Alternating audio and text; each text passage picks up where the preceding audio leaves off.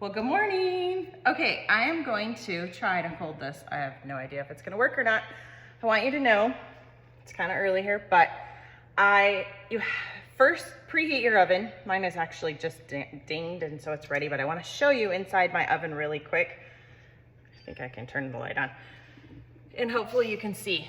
So I have a pan, actually I'm gonna open it up so you can really see. I have a pan, right there. So there's the bottom layer, a pan, air space, and then your lower, whatever you call it, rack. So what I like to do is, well, it's not because I like it, it's because it's the only thing that works, is that I put that, because somebody said if you don't put a pan and you want, like, just get an old crummy cookie sheet, go to Goodwill if you don't have one, and put it as an airspace underneath of your Dutch oven. I do know a couple people that have just used a regular like pot that they could stick in the oven and covered it with tin foil and their bread was just fine. So if you're like, oh, I don't have the money to go buy that, try it, but it won't hurt. So I will tell you, that will make the bottom of the bread not burn, which you do not want, because it's such a high temperature. So the very first thing you're gonna wanna do is you're gonna want to make sure to preheat your oven to 450. So that's the number one, not 450, excuse me, 500, 450, I don't know where that came from. 500 degrees. So preheat your oven to 500 degrees.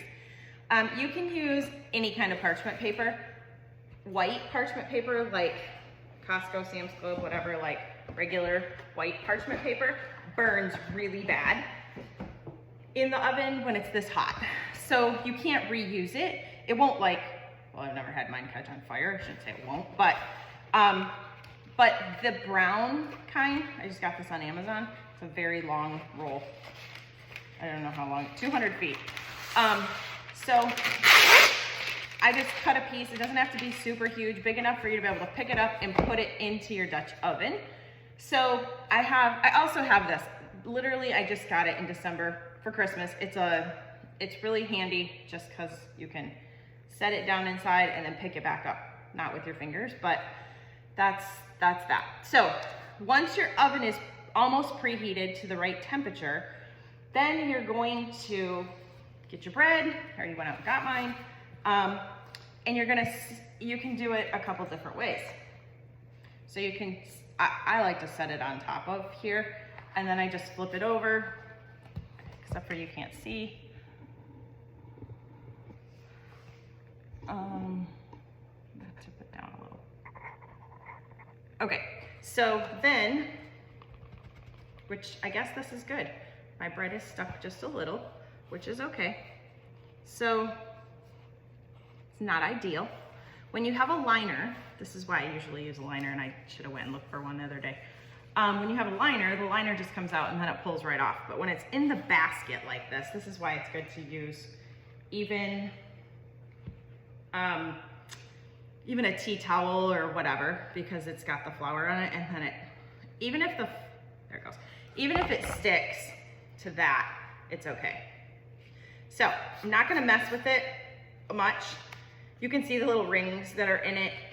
So I will say, I am no pro at this part. So you want to score. This is not the ideal thing either. I just have these little food grade razor blades that I'm gonna cut it with. It does, when I bought my little kit, I think it came with this, which you weave into this. I don't like this personally. It came with a package of razor blades, my baskets, the stirrer, and like that bowl scraper, I think, on Amazon. I don't remember how much it was. I bought it last spring. After I started it, tried it, liked it, and was like, okay, I think I really love this, and I know I'll keep doing it, so I didn't want to waste the money if I wasn't gonna like it. So, okay, so all you wanna do is you wanna score the bread. When it's cold, it's much easier to score, so if you don't put it in the fridge, it'll be really hard to score it. You also want it to be deep enough. Like some people put designs on theirs. I probably won't because it's got these lines in it. But your goal is you're just trying to cut from one side of the bread to the other. And you don't want it to be like super slow. Otherwise it feels like it drags. If it's dragging, I actually throw my razor blade away. I'll use this today on this one corner and then I'll flip it around. And then I'll use the other corner and the other corner and the other corner. Then I throw it away because it's not worth it not cutting well. So you just want to make sure that your cut is deep enough, and you'll see, well, you can see it. You know, I just cut it. Some people cut it on the top, the side, around the front, whatever. Just, so the whole point of this is if you don't cut it, it'll like bust apart because it's trying to get all those air bubbles in the gas pockets or whatever out. So I have a couple different kinds. Aldi had a great deal. I didn't buy this, my friend got it for me, but it's a different kind of Dutch oven, which I do love because it's a little bit smaller and easier to handle. The reason she bought it was because I gave her one of mine that was really big, and so I could fit 2 in my oven. I couldn't fit 2 big Dutch ovens in mine before. So you're just gonna lift it up, set it inside your pan. I fold my things over the top, and then I'm gonna put the lid on this one. And I'm gonna wait to put it in the oven in just a second. So then, I'm gonna do the second one. Same thing, I have a bad feeling this is gonna stick too.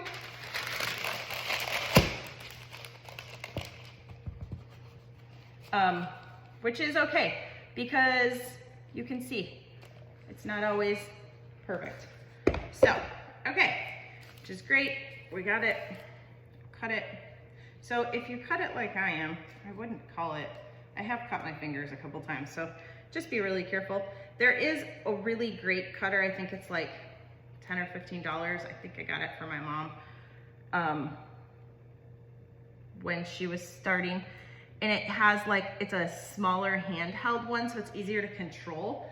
And then you just,